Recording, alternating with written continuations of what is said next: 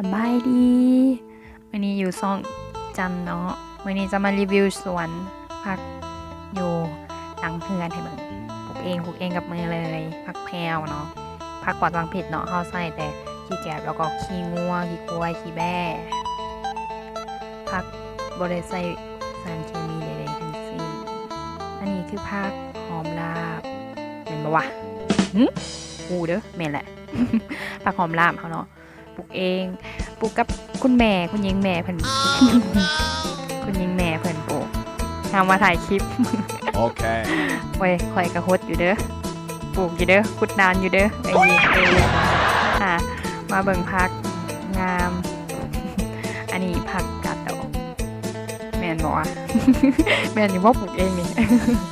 ผักหอมรวมว่าแม่นเนาะผักหอมอย่างว่า คอมเมนต์หน่อยเด้อไปหู โอเค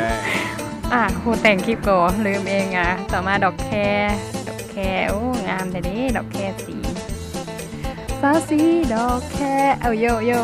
แล้วแลจนเข้าตำนาน